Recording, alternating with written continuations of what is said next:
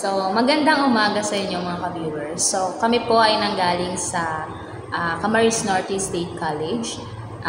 Nag-aaral kami sa IFMS or Institute of Fishery and Marine Sciences. Kami po ay kasalukuyang 4th student sa aming paaralan. So, ako po ay si Ivy Peter. And papakilala ko rin po ngayon yung aking partner. Ako nga pala si Remedian Arevalo. Kami po ang fishery student ng Camarines Norte State College. Yes. So, ano nga ba ang mga topic natin, partner? Ngayon. So, ang topic natin ngayon, partner, is yung about sa biology and breeding and grow-out culture of African catfish. So, anong mga pwede nating malaman sa catfish na yan? O mga background or hatchery propagation and grow-out culture? So, yan. So, yung partner, yung sinabi mo is tatalakayin natin yan later on. So, unahin na muna natin kung ano nga ba yung catfish. So, sa catfish is meron tayong different kind of catfish na nandito sa Philippines. So, meron tatlo tayo nun. So, Clarias gariepinus or yung African catfish. Meron din tayong Clarias macrocephalus o yung tinatawag nating native catfish. And also, meron din tayong Clarias barachus or yung tinatawag natin Thai catfish. So, yung tatlo na yon is meron silang different kinds or may iba't iba silang katangian. So, ano nga ba yon? So, sa African catfish, makikita mo siya sa size niya is napakalaki kaysa dun sa dalawang catfish. So, ang size ng African catfish is umaabot siya ng greater than 500 grams. So, meron siyang pointed shape or kumbaga kung nakakita ka na partner ng eel shape, parang katulad sila ng eel shape. Yung madulas na mahaba na parang ahas. So, meron silang pagkakatulad sa ganong appearance ng body nila. May yung madulas. Kung hahawakan mo siya, madulas siya. So, mahirap pala siyang huliin? Oh, yun. Mahirap siyang huliin. Oo, pagkakamay mo lang. So, ang Clarias gariepinus or yung African catfish is wala siyang toxin. Or kumbaga, di ba may iba't ibang partner, di ba kapag nanghuli ng catfish or yung hito, dito sa atin, kung tawagin hito, merong, yung ibang catfish is merong toxin kapag hinawakan or nadali ka nung, or kapag natamaan ka nung tinatawag na ano nila, yung sa catfish, o yan. Parang sasabihin nila, lagnatin ka pag natusukan nila. O yun, meron. So sa African catfish is absent yung ganong toxin. So parang mas safe siyang hulihin kaysa sa ibang catfish. Then sa native catfish naman, and sa Thai catfish, same lang sila ng characteristic. Meron siyang present ng toxin. Kapag yan ang huhulihin mo or yan ang ikukulture mo is medyo may pagka-risky yon kapag nag-harvest. So, ang native catfish naman is may size siya na 150 to 250 grams. Then, sa Thai catfish din naman, may ganun din. Ganun lang, same lang din sila ng size nila. So, kung mag-culture tayo, partner, ng isang hito culture, mas better ang ang African catfish kasi hindi siya yung sa malaki na pa siya, safe pa siyang i-harvest. O, di ba? Mas maganda. So, ang current status naman ng ating catfish production in metric ton in 2018 to 2021 is may napakalaki nakuha ng Region 3. Partner. Region 3 yung pinakamalaki. Na meron 3,364 metric ton na nahuli or 51.23%. Then, anong pumapangalawa sa Region 3? Yun, partner. Ang pumapangalawa naman sa Region 3, yung Region 6, na meron 843.51 metric ton or 12.85% na nakukuha. So, yung pinakamababa naman? Yung pinakamababa. So, yung sa second naman na region is, yung third pala rather, is yung Region 11. So, meron silang nakukuha na yung 1,454.52 metric ton or 22.14%. So, yun, partner. So, yun, nakamita mo na kayong mga bayot ng mga catfish, ano naman yung mga biology nito? Yung biology. So, yun. Ang itatakil natin is yung biology naman ng African catfish. So, ang African catfish or Clias gariepinus, meron siyang, yun nga, sinabi ko sa'yo na may pagkahawig siya sa ill-shape. Ill-shape or yung same sa appearance siya na madulas hawakan. So, kumbaga parang yung magigiraho kapag hinuli mo or madulas kasi madulas siya kasi grabe yung pores niya kapag huhulihin mo. Then meron siyang elongated cylindrical body, both fins containing only soft fin rays. Then ang pagkakaiba lang naman niya sa eel shape, yung ulo nila is flat. Okay. Di ba yung sa in-shape parang diretso lang siya na parang katulad sa ahas. Lapad. Sa catfish, sa African catfish, lapad naman yung ulo nila, so malaki na palapad. Yun naman pagkakaiba nila. Sa water quality parameters, ano yung mga dapat gawin or malaman pag ikaw magkukulture dito? So yun, partner. So kung magkukulture tayo, partner ng African catfish, meron din itong mga requirements or water parameter requirements kapag aalagaan mo sila. Siyempre, una na doon kapag yung water temperature, yung water quality mo is hindi mo gaanong namomonitor. Siyempre, yung pagkukulture mo ng African catfish or ng hito is hindi din, not good quality din yung makukuha mo kapag nag-harvest ka. So, meron tayong consider na mga iba't ibang water parameters when it comes sa breeding, yan, sa egg hatching, sa growth nila, syempre, meron din yan, iba't ibang requirements. So, sa breeding naman, ang kailangan nilang water parameters is dapat greater than 18 degrees Celsius yung kailangan nating temperature. Then sa pag nag-egg hatching naman tayo, meron din tayong ibang water parameters na kailangan yan kasi iba't iba naman syempre parang sa tao lang yan, partner. Kunyari, sa baby to adult, syempre iba-iba na yung yung temperature na kailangan, yung parang ganon.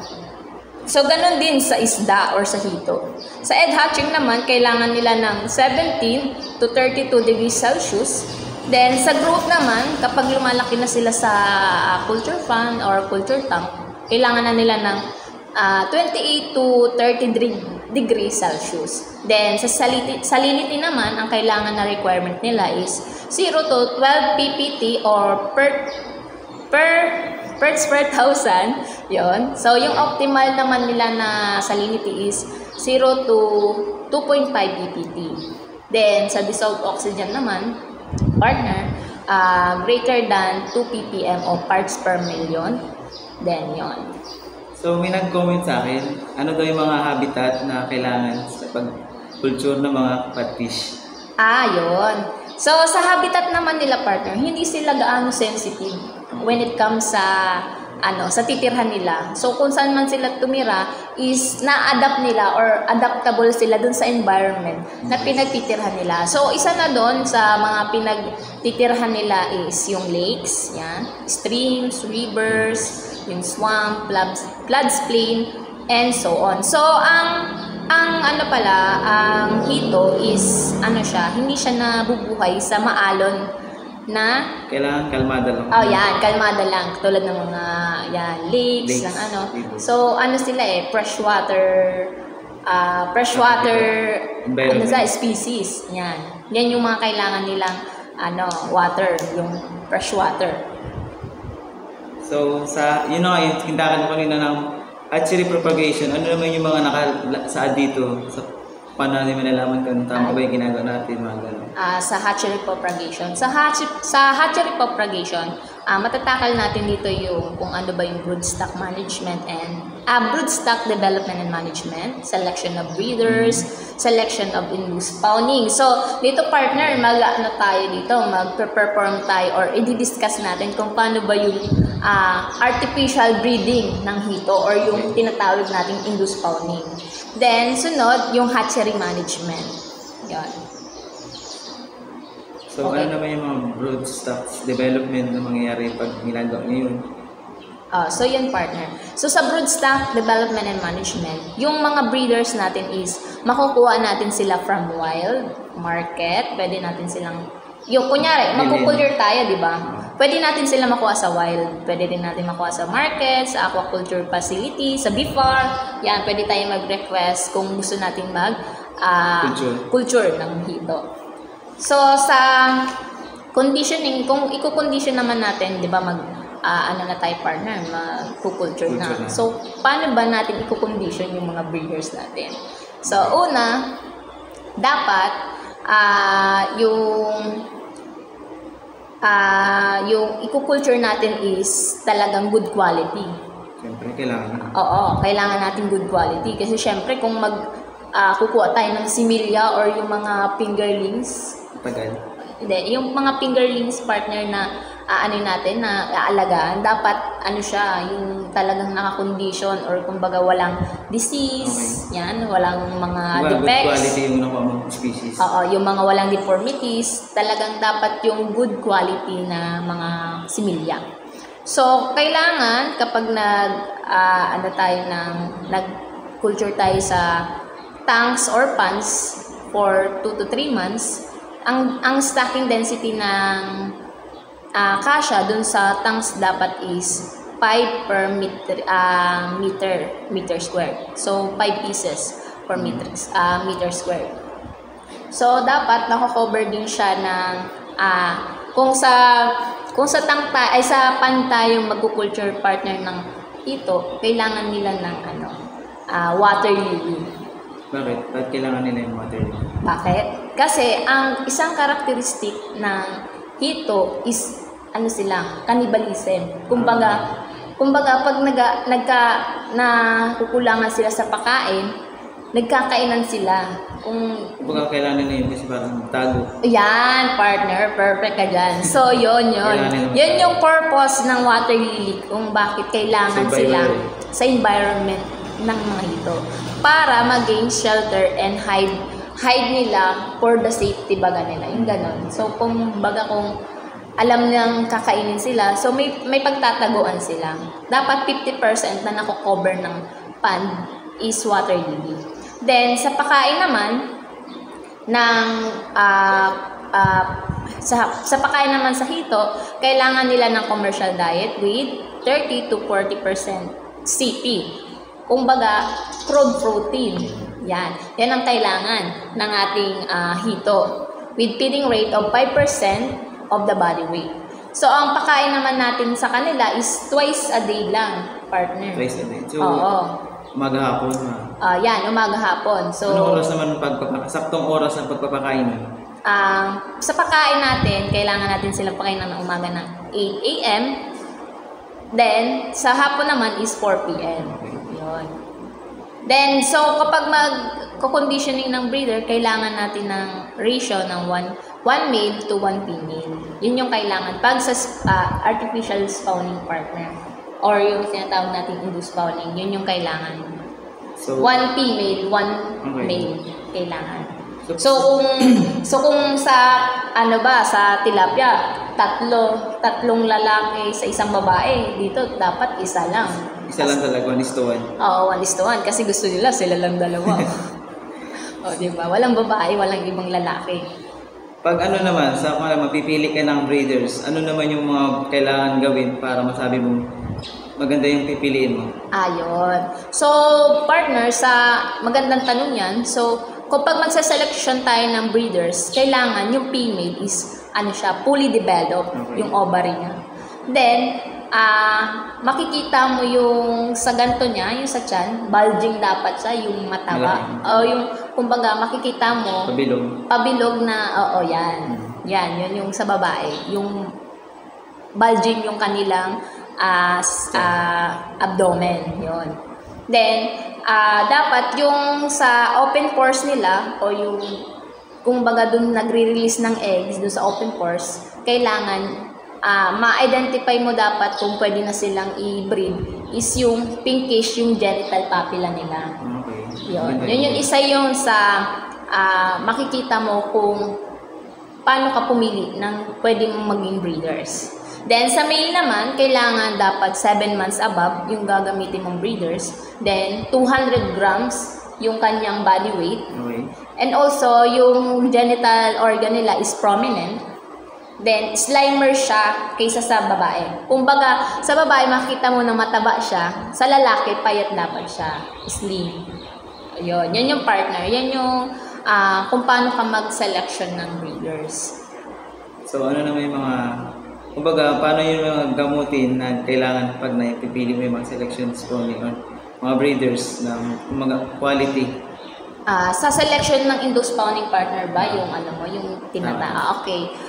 Kung sa selection of induced spawning, yung mga hormones is, may mga hormones tayo na pwede nating i-inject when it comes to i-induce spawning tayo sa mga breeders. So, kailangan natin dyan ng HCG or yung Human Chronic Gonadotropin, Ovaprin, yan, kailangan natin yung partner, yung Ovatide, pituitary gland ng catfish. Yan, yan ang pinaka kailangan natin kapag tayo ay magpe-perform ng induced spawning. So, yun, partner. So, yan, partner, kaya ako to nasasabi kasi ako is naka-experience. Yan. Napakagandang ma-experience yung ganitong activity. Oo, kasi ma-enjoy mo talaga kung paano ka mag-induce spawning, kung paano mo gawin lahat yung mga process, kung paano mag-breed, kung paano i-inject yung mga dun sa breeders yung ng lalaki, mga ganon. So, napakagandang experience yung induced spawning partner. So, dapat matry mo rin yung partner next kapag try natin din minsan. Ano naman yung mga advantages or disadvantages ng catfish? Yung when it comes to induced spawning. Okay. So, sa artificial propagation or yung induced spawning, mayroon siyang advantage. Kumbaga, ang advantage niya is yung better rates of fertilization and hatching. Meron tayong, napoprotect natin sila against sa mga enemies or yung mga predators when it comes kung nasa open wild sila. Then, yung better condition for growth and survival is na-monitor natin. So, yun naman yung advantage ng isang pag nag-perform tayo ng induced spawning.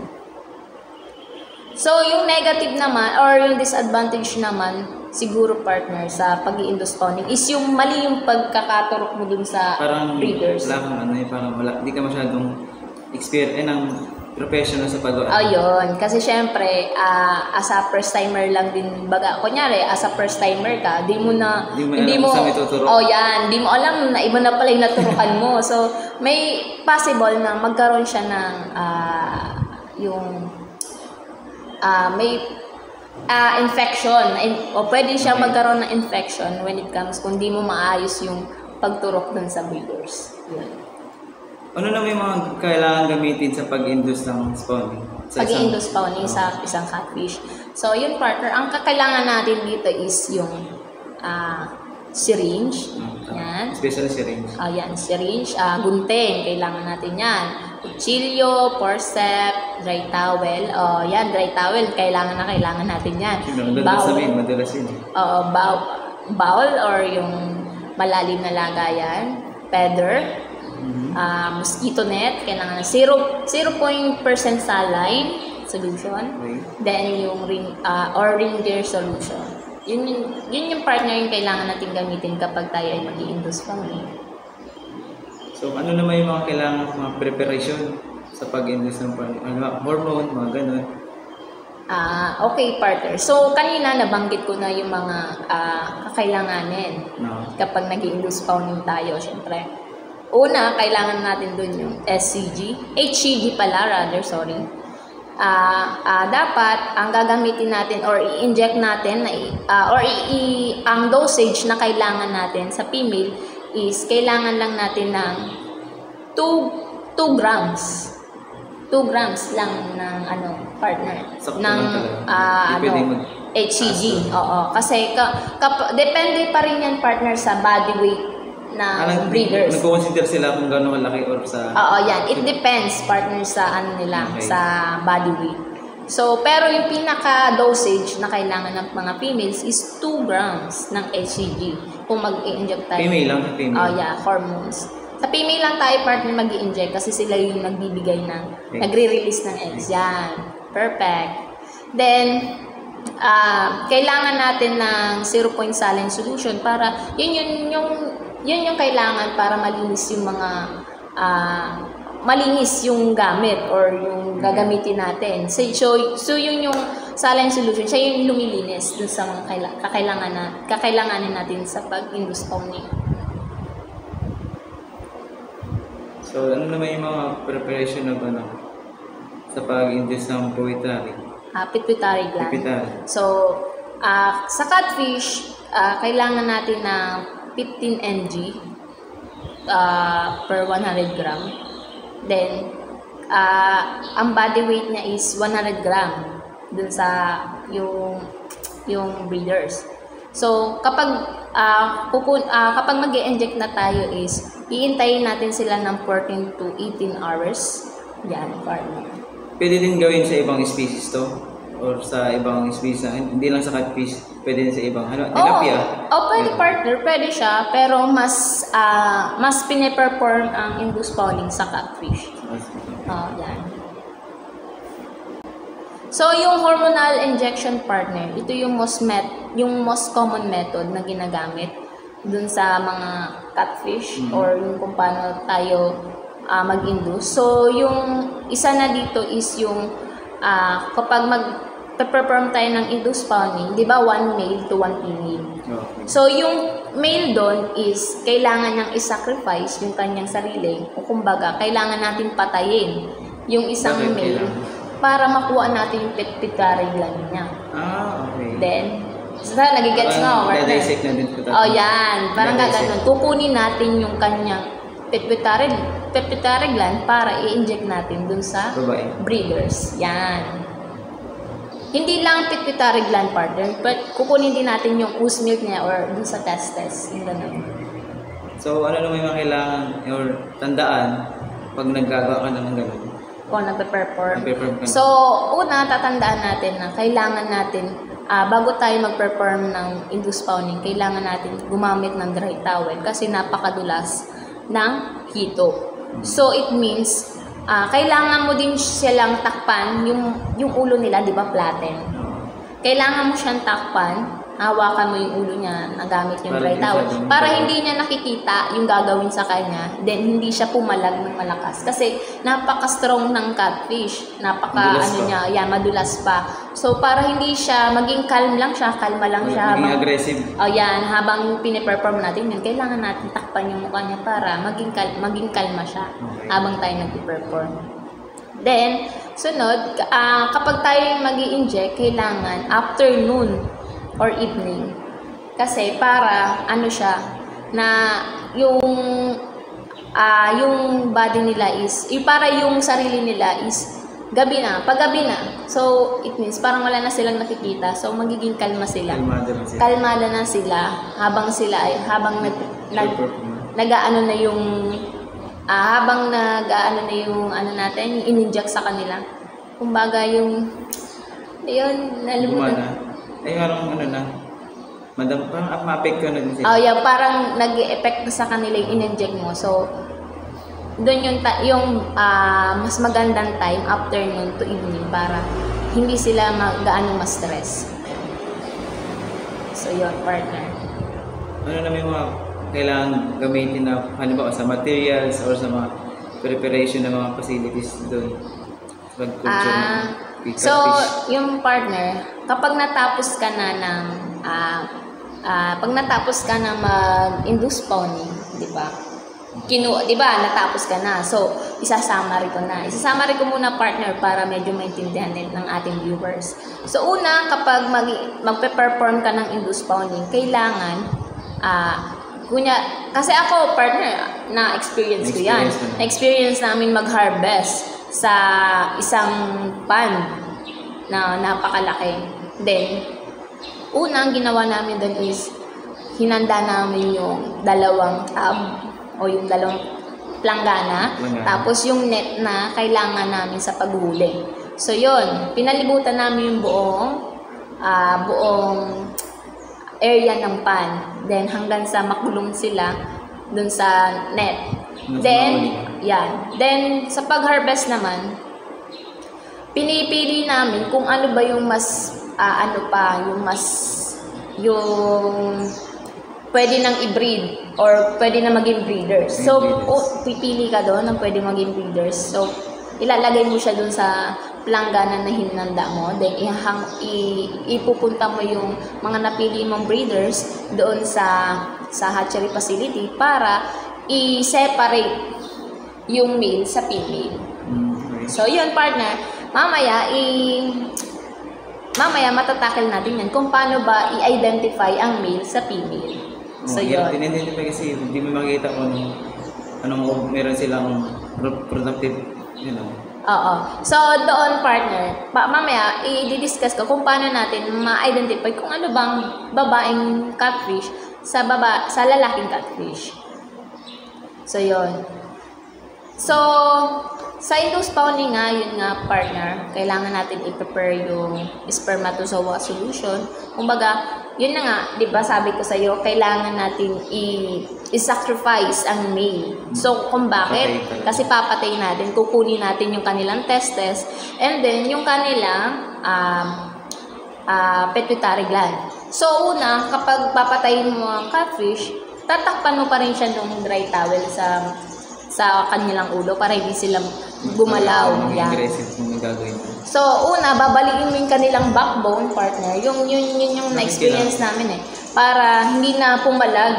Kumbaga parang may dinaramdam na, hindi na siya yun, partner. Papatayin mo talaga siya ng sagaran. So, nakakawa namang isipin, pero kailangan nilang i-sacrifice.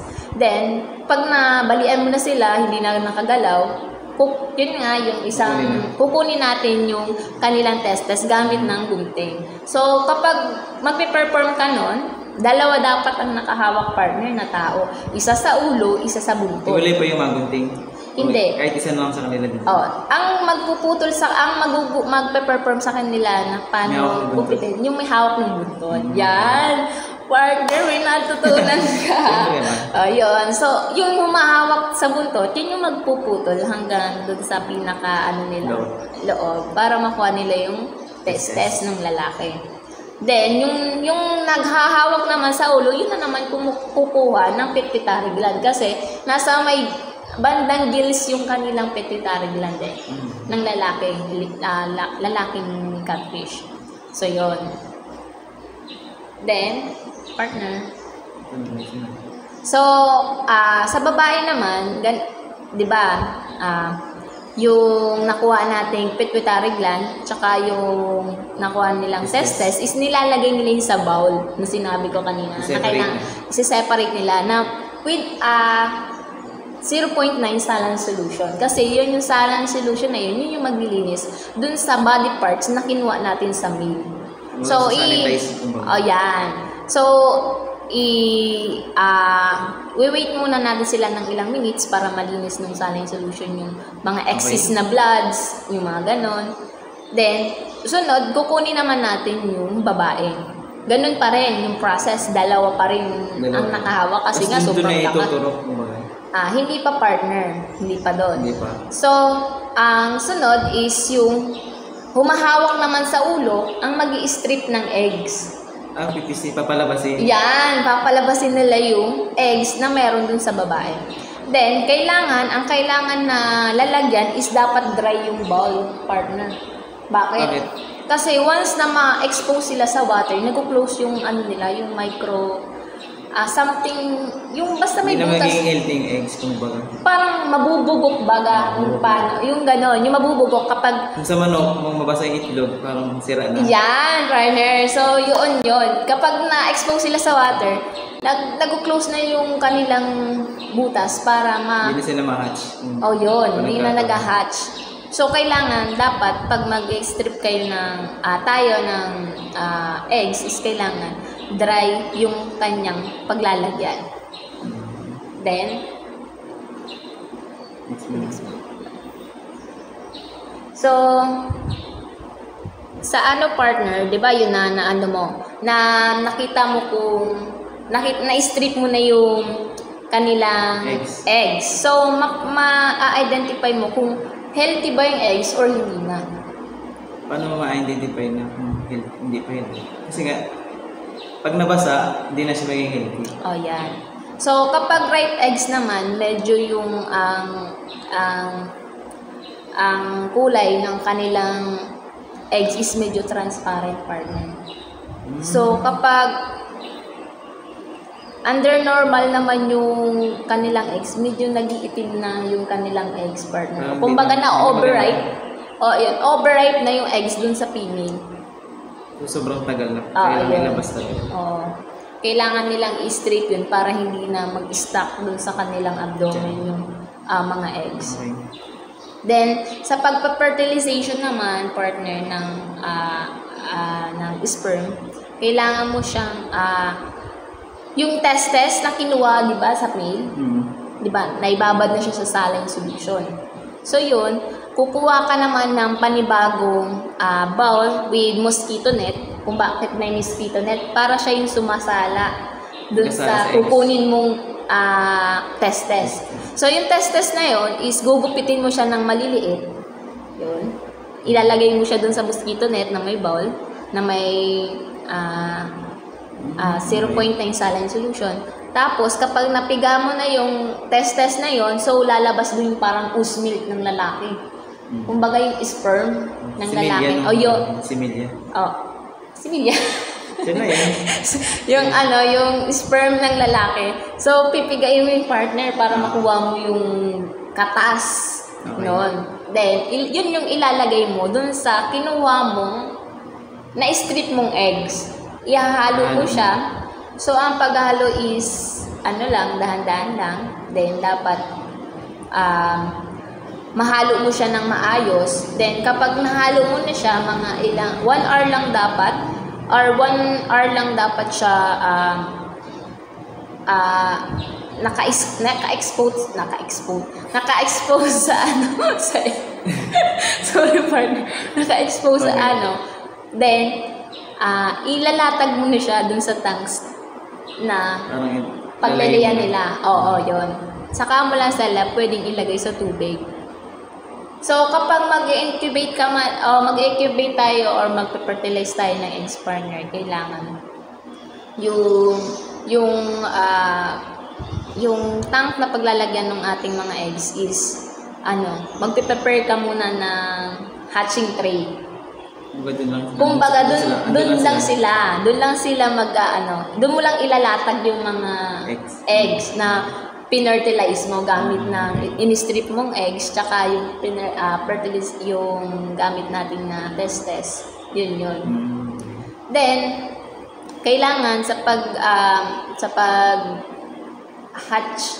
paglagay natin ng eggs dun sa hatching tray, kailangan mo siyang lagyan ng tubig bago natin i-hatch. Kasi, dapat hiwalay-hiwalay sila. Hindi magkakadikit. Kasi para hindi sila mabugok. Yung ganun, partner. So, yun. So, makikita naman natin yan sa pictures. Then, kailangan natin naka-flow through sila para yung water is nagre-recirculate. So, kailangan nila yun. May aerator. Hindi na kailangan aerator, parang yung tubig taas balik na. Hindi na kailangan ng aerator. So, sa egg hatch, nag-egg hatch sila with 24 to 48 hours. So, makikita na natin yan, partner, kung may mabubuhay ba. So, mga 3 days, mga ganyan. 3 days sila bago mo sila makita kung nag-hatch ba yung egg na ginawa mo or yung pinerform mo sa induced spawning. Yan, partner.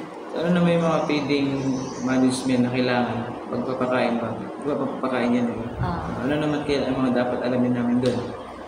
So, yun, partner. So, sa feeding naman feeding fry ba yan, partner?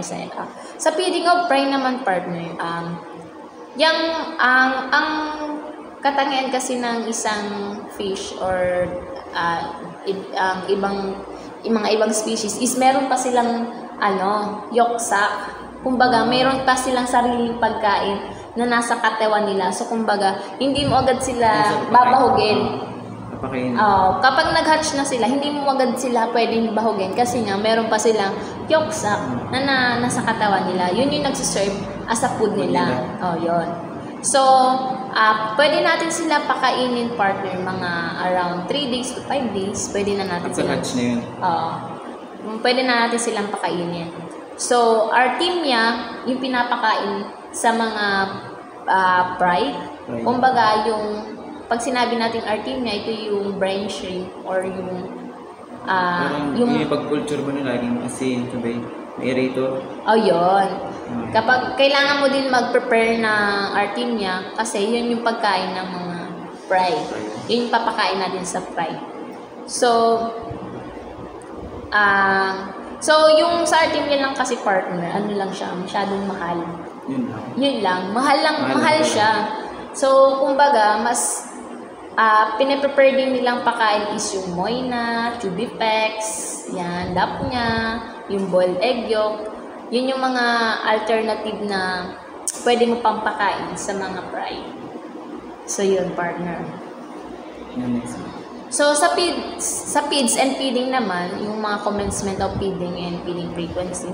So, days after hatching, so, kunyari, day 0 to 2 days, no feeding pa sila, partner. No feeding pa sila kasi nga nasa yolk sac stage pa sila. Meron pa silang foods na makakain. Then, kapag nag 3 days na, yun na, pwede mo na sila kainin ng Artemia, boiled egg, tapos ad libitum ng partner ang pagpapakain. Kumbaga, 3 to 4 times a day mo lang sila pwedeng pakainin sa isang araw. Then, kapag 4 days to 15 days na sila, partner, pwede mo na silang pakainin ng Tubipex, Artemia. Mas gusto kasi nila yung live foods, yung kinakain nila, partner, kasi mas naano sila may yung pag gumagalaw-galaw, parang na-attract sila doon. Ganon. Yun ang gusto nila. So, sa larval rearing naman, sa larval rearing management, so daily mo dapat i-monitor yung kanilang mortality. Or kaya kung may excess Artemia pa bang natitira. So, kailangan laging i-monitor ang water temperature, yan, yung kanilang mortality, kung may namamatay ba araw-araw, kung meron bang pakain na hindi nila kinakain. So, kailangan... malalaman kung good ba yung ginagawa mo. Kung may good environment silang ginagalawan. Yun. Kailangan mo lagi silang i-monitor, partner, yan. Then, sa larval rearing, kailangan mong i-monitor din, partner, yung mga sizes nila. Kasi, meron dun yung tinatawag na shooter. Kung bakit ko nasabi shooter? Kasi may maliliit, tapos medyo malaki, sila yung kumakain doon sa maliliit. Hindi sila sabay-sabay lumaki. May iba't iba silang base ng pag-develop ng kanilang body. So, yun na, sa water management, partner, kailangan mo mag-siphoning kasi nga yung mga excess na pakain mo doon, mga dumi nila is kailangan mong linisin yan. Kasi kailangan matanggal dun sa water nila para hindi sila makontaminate, then hindi mamatay or mawala ng, hindi magkaroon ng mortality, kumbaga. Ano naman yung mga stocking density na dapat malaman? Halimbawa, mag-culture kami, gano'ng karami o gano'ng kalalaki yung kukunin natin? So, sa stocking density naman, partner, may age of fish from hatching days. So, kung 0 to 15 days pa lang yung na-hatching mo, ang stocking rate ng partner per pieces per square meter is 15,000 to 30,000 pieces. Partner, sa tingin mo, napakarami na. So, kailangan mo yun sa per square meter. So, kung ang kukulturan mo ay tanks, yun yung pwedeng kumasya. 15 to 30,000 pieces. Dami na.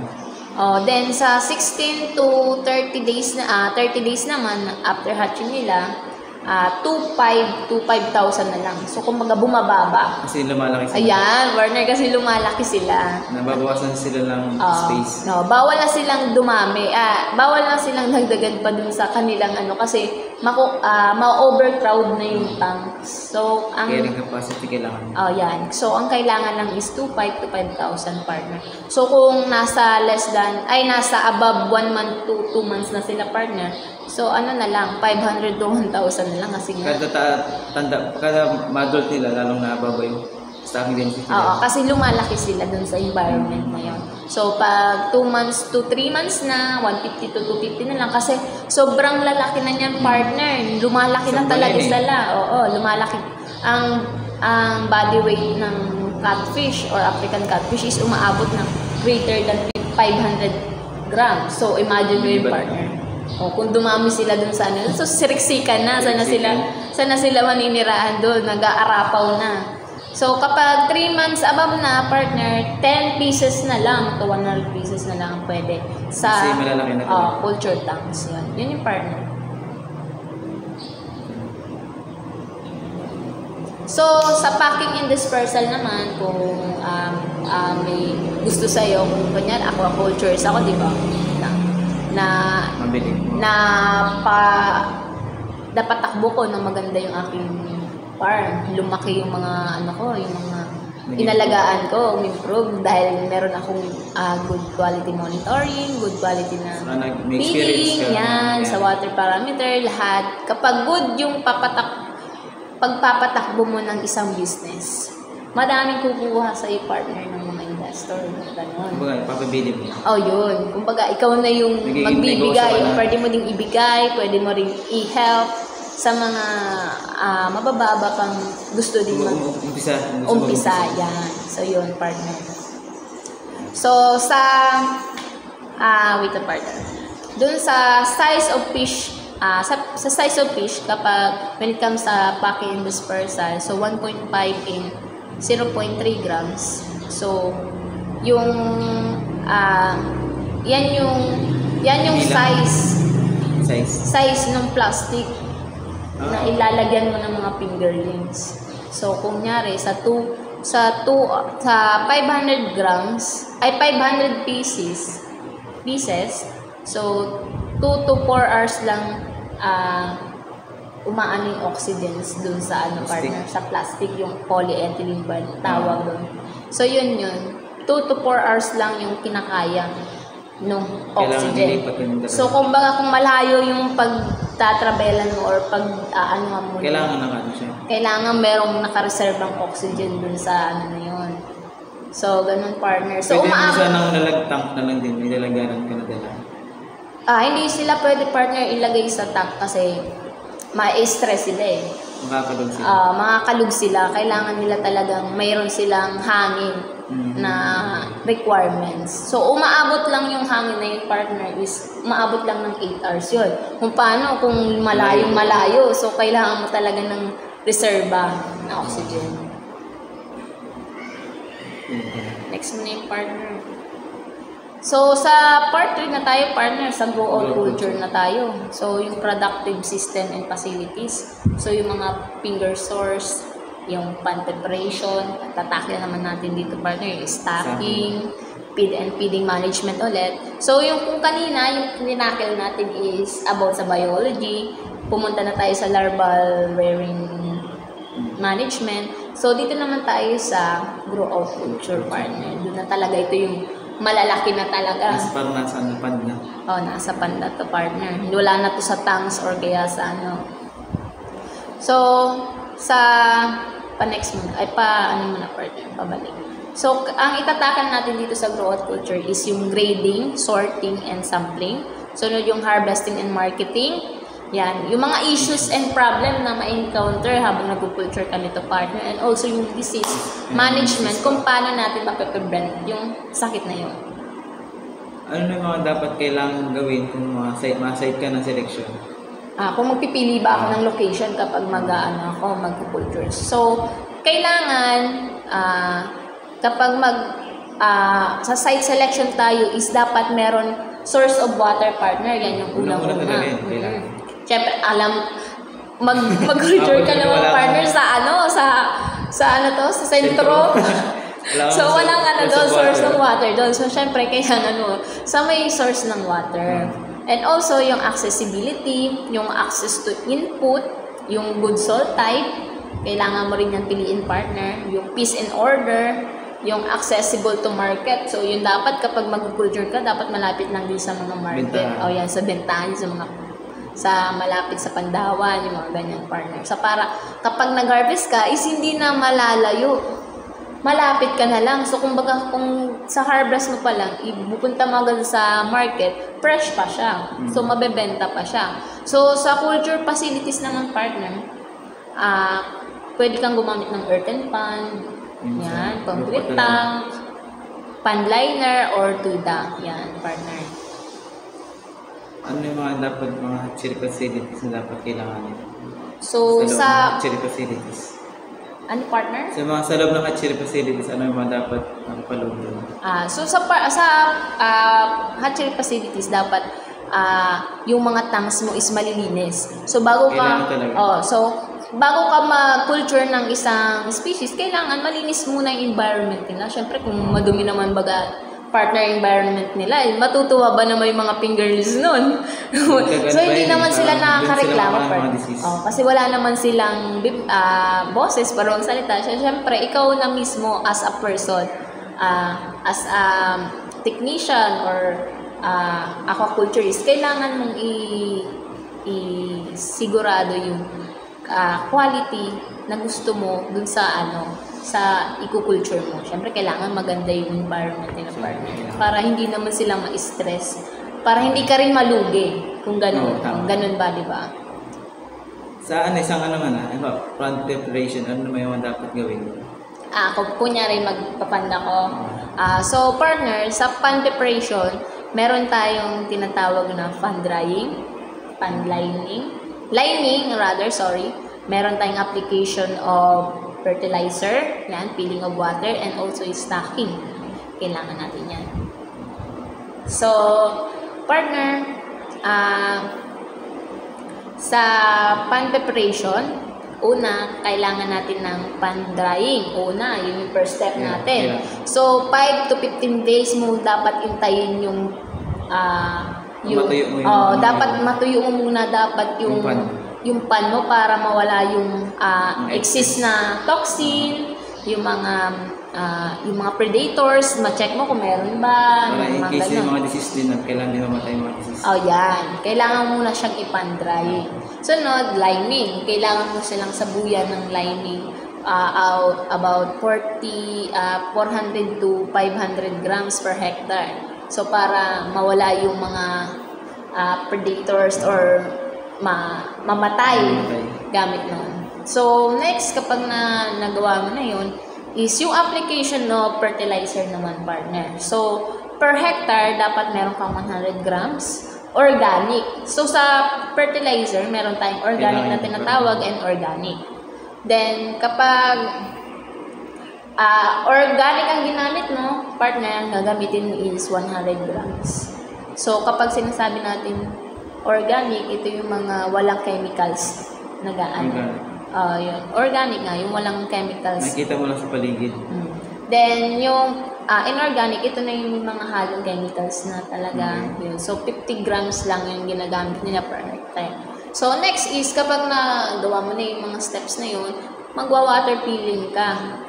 Kasi para about 0.5 to 1 meter, 1 meter, yung lalim ng tubig para ma-wash out yung, di ba, ka na partner, nalagyan mo ng fertilizer na kailangan mo ng tubig para yung kailangan mo nang ma-wash out. Then also maglalagay ka ulit para doon naman sa panibagong tubig para yun makasigurado ka na malinis na yung pan mo. So, yung sa use of seed powder naman, so, lang siya, kapag applicable lang naman siya. Hindi naman siya, optional lang, partner, kung may maraming predators or some na papatay lang talaga. Para mapatay lang yung mga some diseases or mga excess na toxic is pwedeng matanggal gamit ng tea seed powder. So, sa stocking naman partner, kailangan mong bago ka bumaba ng mga i-culture mo dun sa sa pan, kailangan mo muna siyang i-acclimatize. When you say acclimatize, habang nandun sila sa area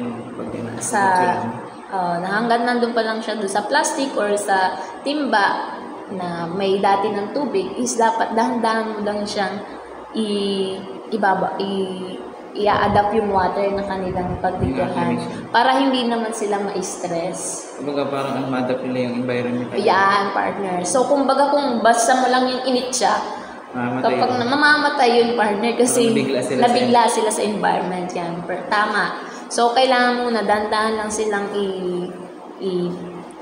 dun sa water para ma-adapt muna nila yung water na kanilang So, yung ganun yung partner. So, 10 to 15 minutes yung partner bago mo i-stock yung mga i-culture mo species dun sa pan. And also, 5 to 15 pieces lang partner. Muna. Oo, yung per square meter. Yung pag-acclimatize ng isda. So, sa feeding frequency naman, same lang din siya partner nung sa mga fry. Hindi naman pala same kasi 3 to 4 times a day pala silang binabaw. So, dito lang 2 to 3 times or pwede lang 2 times partner. Pwedeng umaga sa hapon. Umaga at hapon lang din sila partner pinabahog. So, commercial feeds na yung ginagamit kasi nga malalaki na sila. So, kailangan nila na mas malaking yung protein. Yeah. Mga nutrition. Pwede din sila partner bahugin ng mga bulok na chicken. Okay. Yan yung mga pinapakain sa mga catfish. Okay. So, yung sa pagpapakain naman din partner is ad libitum lang din yung pagpapakain. Kumbaga, yung tansya-tansya. Kumbaga may sukat lang na pagbago. Yan. Ad libitum lang siya partner. So, sa harvesting naman, kung mag-harvest naman tayo partner ng mga inalagaan natin is aabot siya ng 3 to 4 months. Pwede mo na siyang partial harvest. Ready to harvest na? Partial harvest pa lang yung partner. Kumbaga pili-pili pa lang yung pag-harvest mo. Hindi pa yung bilang total. Yan. Bilang pa lang. So, pwede mo silang i-harvest pag umabot na yung body weight nila ng 300 to 500 grams. So, yan na talaga yung malalaki na talaga. Mapipili mo talaga kung pwede na silang ready to market na ba sila. Then, yung isa naman, yung fully harvest, kapag siguro nasa 4 months to 6 months na, ipo-fully harvest mo na sila partner kasi nga yun na yung pinakamalaki nilang body weight. So, total harvest na, as in drain, i-drain mo na yung pan mo para lahat ng mga kinulture mo is ma-harvest mo na lahat. Then, kapag mag-culture ka ulit, ganun na lang ulit partner, same procedure lang, yung sa front preparation, ganun lang din ulit. So, ano naman yung mga kakarapin ng mag-culture ka? Ano naman yung mga issues or problems dito? So, sa mga issues and problems na ma-encounter natin when it comes sa culturing is yung low survival rate. Yan, partner. Medyo mababa. Kasi cannibalism sila eh. Yun yung characteristic nila eh. So, nagkakainan sila. So, nawawalan ka ng unti-unting yan, partner. Sunod yung water quality nga. Sabi ko nga sa'yo kanina, partner. May maintain nyo yung water quality. Dapat laging malinis yung environment nila para hindi sila ma-stress. Then, pwede yung sa din nila is yung one of the problem din nila is yung overstocking. Kapag product lang sila. Kasi sila nalaki sila talagang lumalaki talaga sila partner. So kailangan mong ma-monitor or makontrol mo yung kanilang stocking density din sa isang area. May makasama sila. Pwede ka din mag-produce yung mga anak din. Yan, partner. Di may iwasan. So, yung waste accumulation, yung mga waste nila, so, isa din yun sa nagpo-cause ng kanilang disease. Yan, yung overfeeding.